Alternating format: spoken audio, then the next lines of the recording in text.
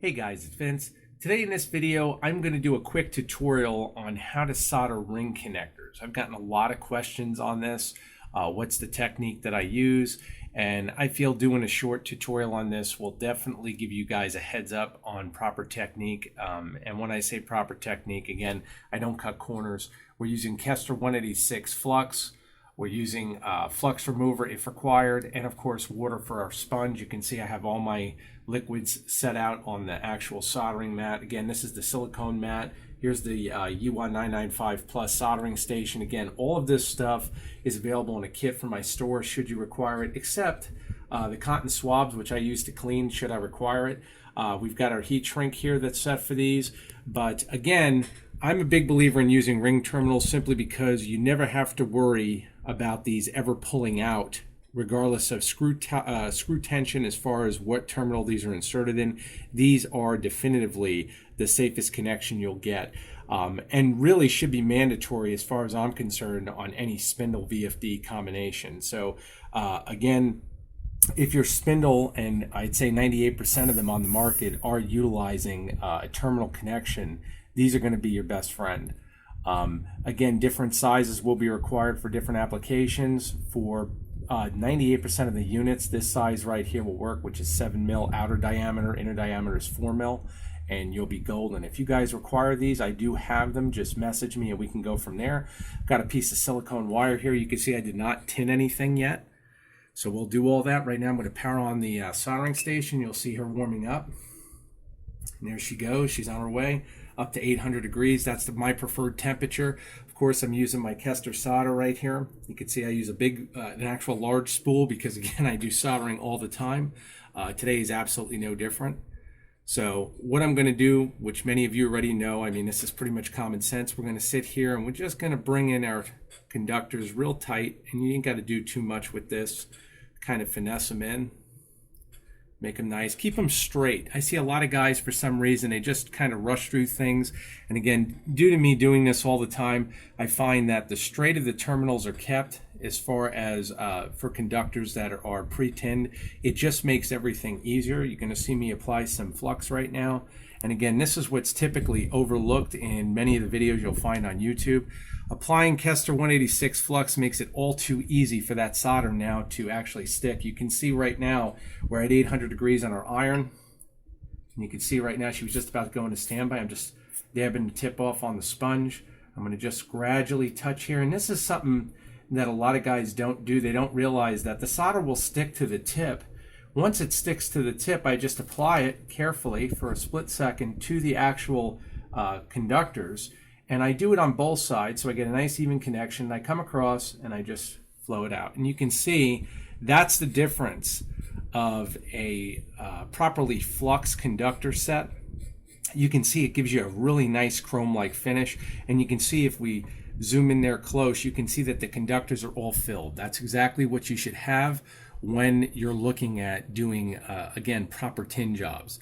So that's all set. Now we're going to do the other side. You can see how fast this is, really very quick.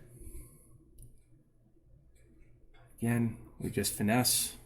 Again, this is definitely not brute force. We're not using anything ridiculous here. You can see the amount of flux I'm using. It's very, very small. And once again, we're going to clean our tip.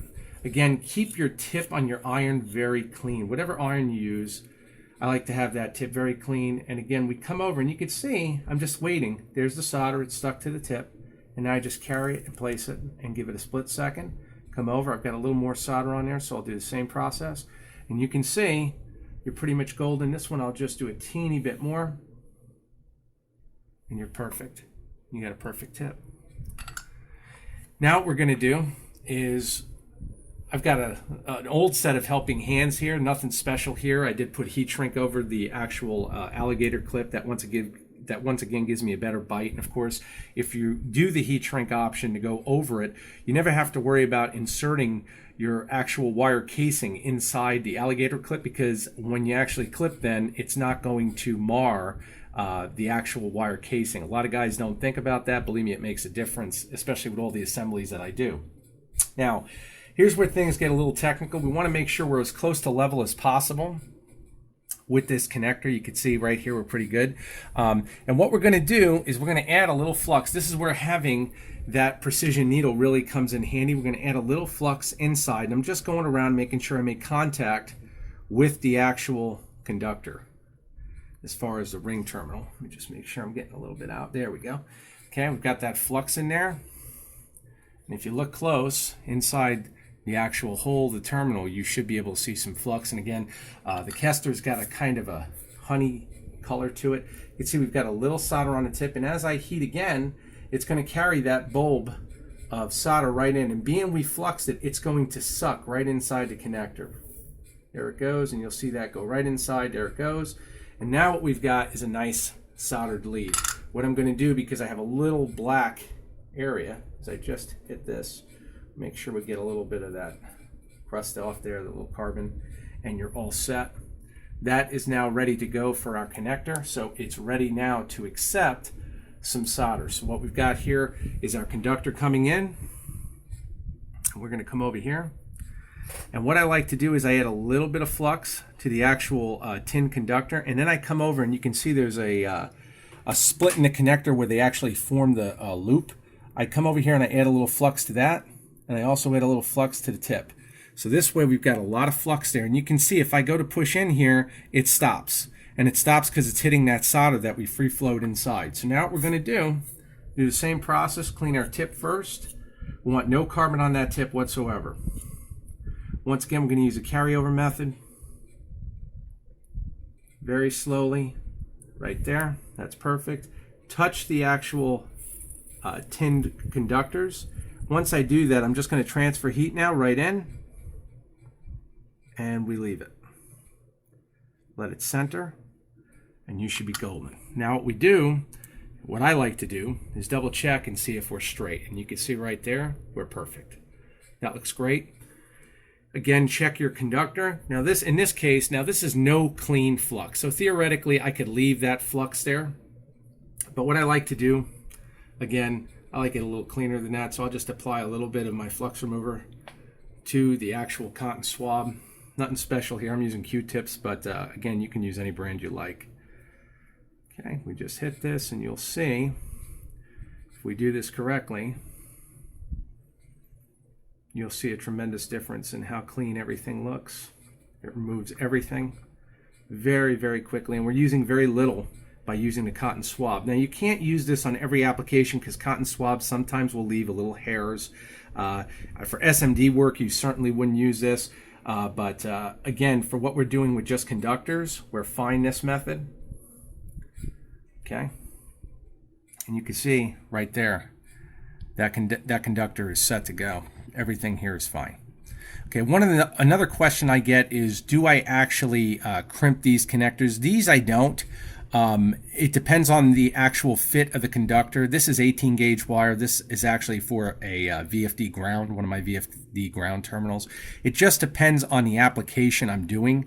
If it's 16 gauge, again, you're getting into larger gauge wire, so therefore, again, crimping is not really required, nor is it going to give you really much of a mechanical bond because the fit is going to be much tighter. I find that, again, tensile strength-wise on solder is very, very good, especially when we're using flux first. Once again, many YouTube videos, what you'll find is they do not use flux. Flux is mandatory, guys. I don't care if you use my Kester or, again, a different brand. It should be done, and just, again, to clean whatever surfaces you're trying to weld together. And in this instance, you can see the difference there. You can see our discoloration from heat, and that bond is absolutely perfect. Now what we're going to do is apply our heat shrink. Come over here. Using 3mm heat shrink right here. I don't go all the way up on the actual loop, and the main reason I don't push it all the way up is because your screw, you don't want to interfere with the insulation. Okay, now what I'm going to do is turn on the heat gun on the actual soldering station. Heat gun is now cycled on. As soon as I lift up, she'll automatically turn on. And now what we do is just make sure we're happy with the position on our heat shrink. And we just leave it. I've already set this at the proper temperature so it will not burn. That's the beauty of using, again, a soldering station, is you don't have to worry about burning anything. You're perfect. You can see the fit right there is flawless. And we're all set. That's beautiful.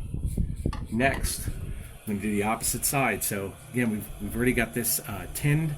All we're going to do now is, in this instance, the lead is small. So I want these to be parallel to one another when we look at it from a span-wise point. So again, we're going to tack this in with using our helping hands. And what we want to make sure is that when we go to solder this, we have this lead centered so that this connector on the opposite end is also level with this terminal. You don't want it to be up like this for this particular build. However, many times you may.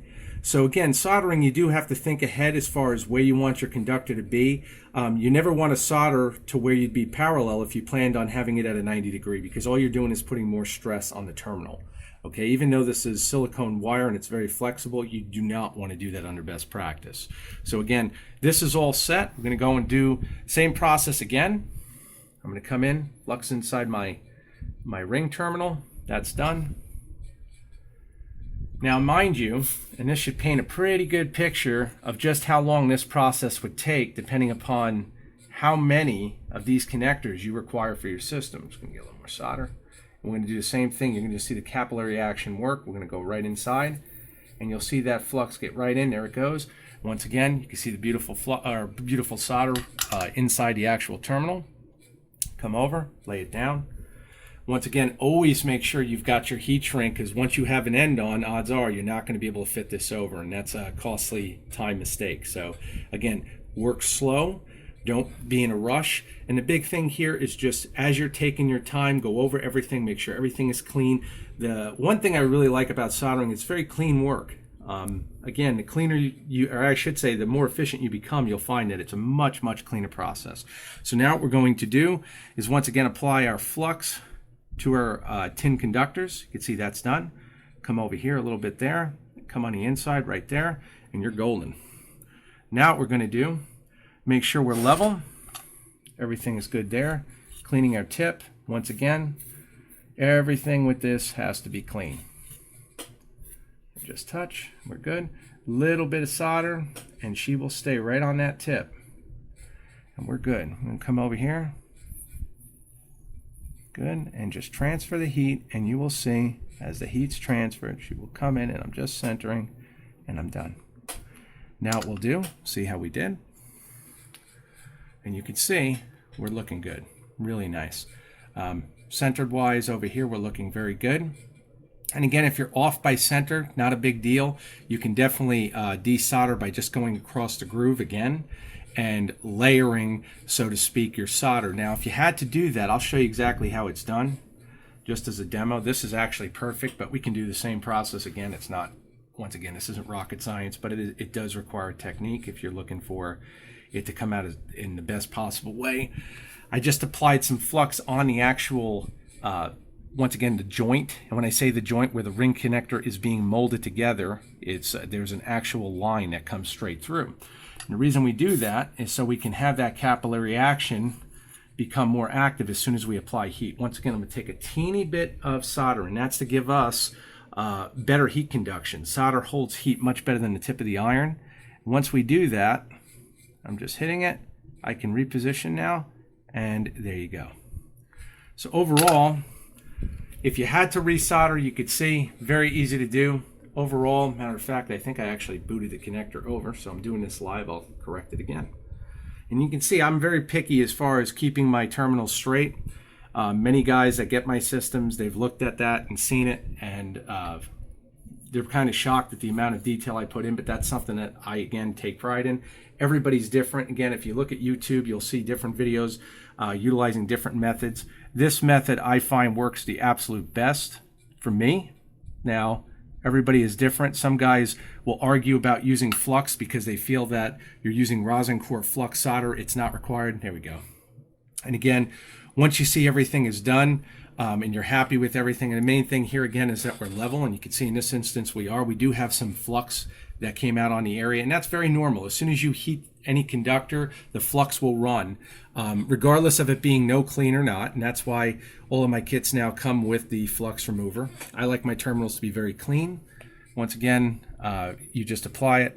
You can see I'm going opposite direction as I rotate the actual cotton swab. And the reason I do that is because if you go against the grain, so to speak, you're going to find that your hairs are going to pull out much faster. If we go with the grain, light pressure, you're going to find that the flux remover does all the work.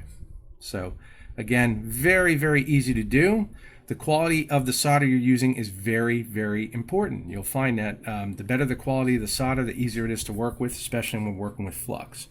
So other than that, you're pretty much set. I'll see here in a sec. We're done. And you can see exactly what we have. Now we'll bring over our other piece of shrink. Once again, 3 mil. Come up, make sure everything's level. You want to come over just above the actual joint itself. If you're golden, make sure you're nice and square. Another question I get a lot, right now I'm going to heat up the gun, but another question I get a lot is my heat shrink. I actually can cut heat shrink in custom sizes. Many of you may or may not know that.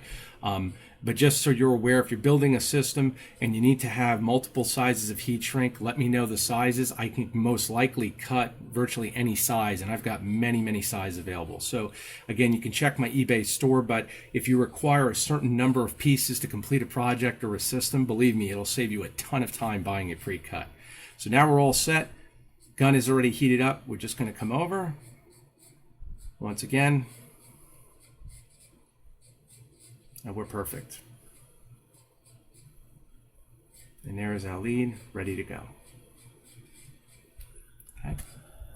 So we're all set there. Once again, if you watch the station, the gun turns itself all the way on high. I have it set at half now, and now the temperature is dropping, and she will do that and turn herself off once the proper temperature is met. The iron's temperature is dropping because she's in sleep mode, and again, watching this being used live, it's just amazing how nice this set works.